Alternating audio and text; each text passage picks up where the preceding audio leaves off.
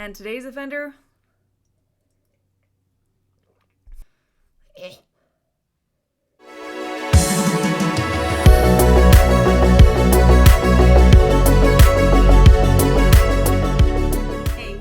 I'm Stephanie, and welcome to Wine Club. This is the playlist where I drink good wine while I whine about bad books. And today's offender is Dead of Winter by Darcy Coates. Like I say in all my reviews, this is solely about the book and not about the author as a person. And there are going to be spoilers in this review, as I have a lot to say about this read. But let's see what the book promised first. When Krista joins a tour group heading deep into the Rocky Mountains, she's hopeful this will be her chance to put the ghosts of her past to rest. But when a bitterly cold snowstorm sweeps the region, the small group is forced to take shelter in an abandoned hunting cabin. Despite the uncomfortably claustrophobic quarters and rapidly dropping temperature, Krista believes they'll be safe as they wait out the storm. She couldn't be more wrong. Deep in the night, their tour guide goes missing, only to be discovered the following morning, his severed head impaled on a tree outside the cabin. Terrified and completely isolated by the storm, Krista finds herself trapped with 8 total strangers. One of them kills for sport, and they're far from finished. As the storm grows more dangerous and the number of survivors dwindles one by one, Krista must decide whom she can trust before this frozen mountain becomes her tomb.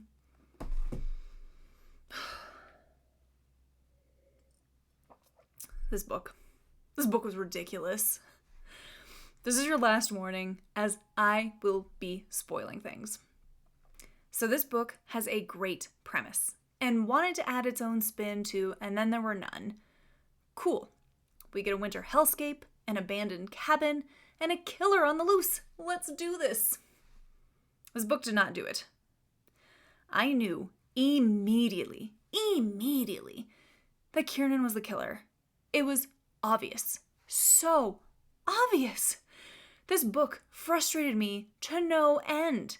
I just kept waiting and waiting for our main character, Krista, to catch up and realize what was so glaringly obvious. Who is the only person missing that you only found the body of when everyone else's heads have been on display? Maybe it's your boyfriend. I wouldn't have minded the glaringly obvious twist that Kiernan was the killer had he made a better attempt to hide the fact that he wasn't dead.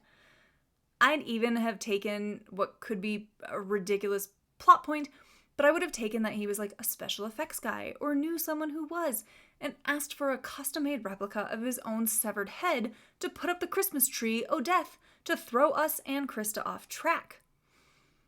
It really read like a wannabe slasher movie. Like, I could totally see this being like a campy slasher movie if some things were changed to better hide the identity of the killer. As it stands, it's so obvious, and it just infuriated me that it was telegraphed from the very beginning, and then Krista's all, it's you? Like, who else would it be, you dumb bitch? I didn't like Krista. She had no survival instincts whatsoever, so thank God the others at this cabin are doing the heavy lifting and keeping her alive. She doesn't think. She's quick to point the finger at all the others in the group and, oh, they must be the killer, without ever questioning her dead boyfriend. Really?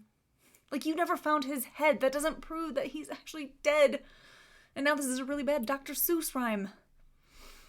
This book is mostly just Krista wanting to freeze to death herself to find her boyfriend, who she thinks is already frozen to death.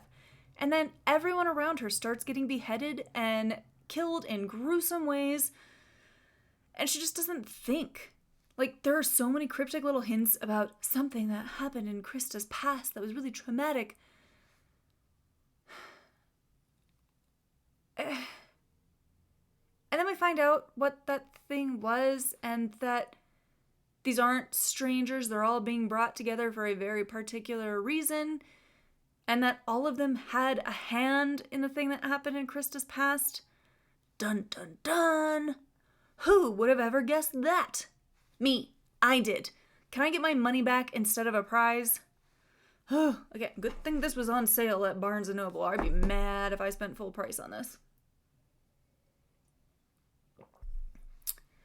The book relies on dead herrings, which are just really badly done red herrings, to throw us off, but it doesn't work. I already know it's Kiernan. I don't suspect anyone else. But then I think Coates heard me, so she threw in some really random misdirects. There's a whole scene when we're getting to the end and tensions are high. And then someone kills someone else in the group. What the hell was up with Simone killing Steve? I mean, seriously. She doesn't defend herself. She doesn't try to explain when she's caught. She just attacks Steve, beats him to death with a rock, and then is fine being chained up in a shed in sub-zero temperatures. She doesn't even say, I thought he was the killer. It's just such a piss-poor red herring. We know it isn't Simone, so why is she acting like this? Because the plot says so. Pretty much everyone dies, and we never do get a resolution as to whether or not, I think there's 2 characters left who stay at the cabin are alive at the end. We never get a resolution because who needs closure? Not me.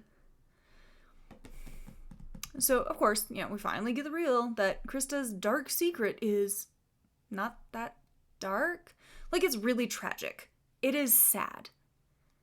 But it's not Krista's fault. Ugh. It's just so ridiculous when it's revealed. So we find out back in August, Krista was driving home from work and it was rainy, so she was going slow. And she's coming up on a bridge that has 2 lanes. Some asshole comes flying up behind her and tries to pass her by driving in the wrong lane towards oncoming traffic, and then gets run off the road when there's a truck driving toward them. The driver goes down into a river, and some people try to help or call 911, but they aren't able to rescue him. Then they find out that he died, and that essentially the cops ruled that no one is at fault because he was driving towards oncoming traffic. It is tragic. It is totally tragic. But it was his fault. And that driver is Liam, who is obviously Kiernan's brother. I mean, look at the names. There's a huge deal made about Kiernan being Irish. And then we find out the guy she killed is Liam. Put 2 and 2 together, Krista. We also learn about Kiernan's, sad boy past of losing his brother. And apparently this loss turned Kiernan into a full-blown psycho who is fine beheading people who didn't off themselves trying to save his dumbass brother. Because everyone at the cabin is connected, obviously.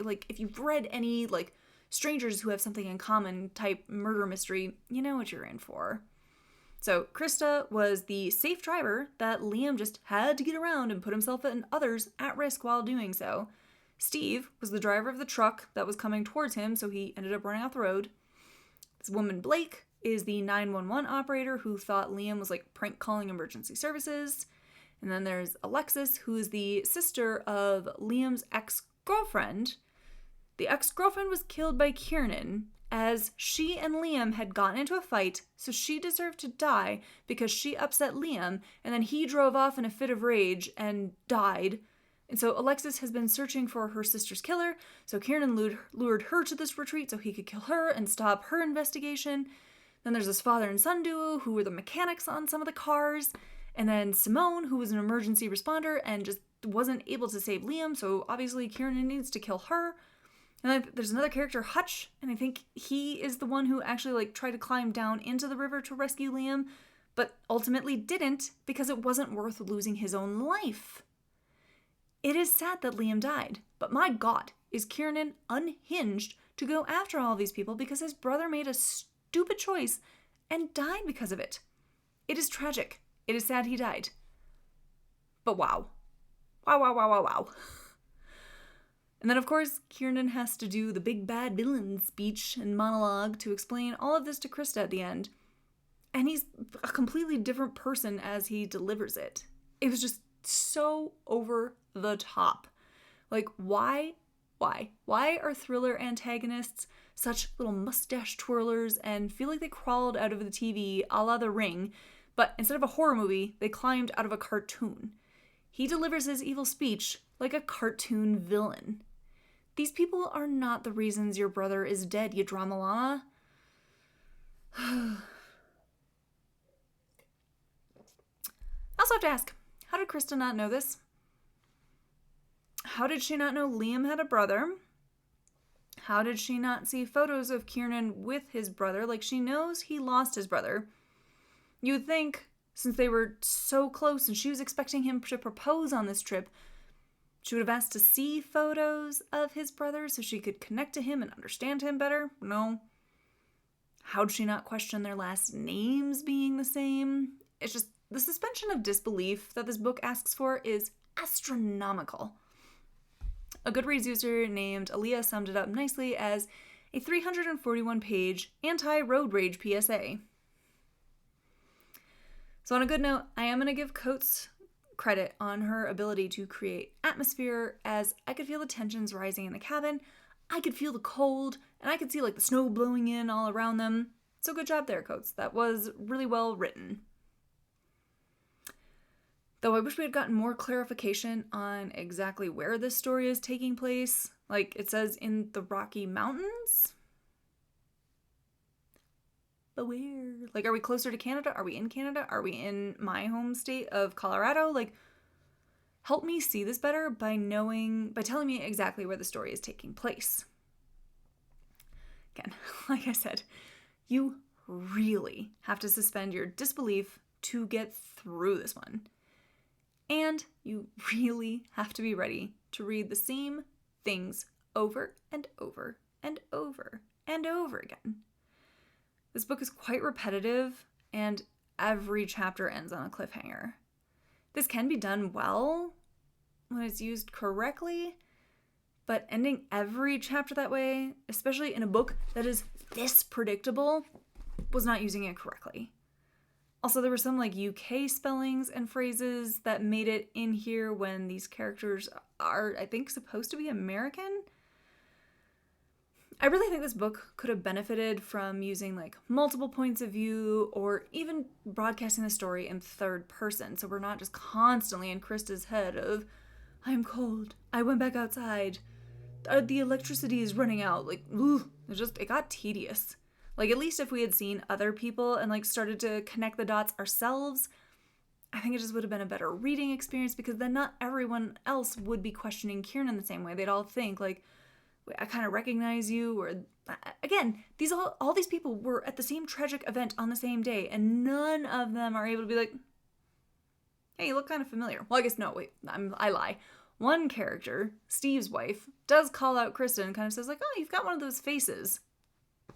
It's the only hint. That is the only hint. Besides the cryptic, like, something happened on August 8th. If you've read any of these kind of books, you know, obviously, something terrible happened on August 8th. At the end of the day, I gave this 2 stars. This was not great. This was exhausting. Most of my reading time was spent being frustrated with them for not seeing what was right in front of them and what's the most logical conclusion. Who's the only person that you think is dead whose head is not in that tree? Maybe that's your killer instead of these unhinged theories that are just some rando who's out living in the woods. Where? Where is he living in these woods? Why is he killing you? It doesn't make any sense. None of these characters take the time to think things through, and they just continue to make dumb decisions. I just wanted the book to be over, and I wanted to be proven wrong about who the killer was. But nope, that was not in the cards for me with this absurdly bad read.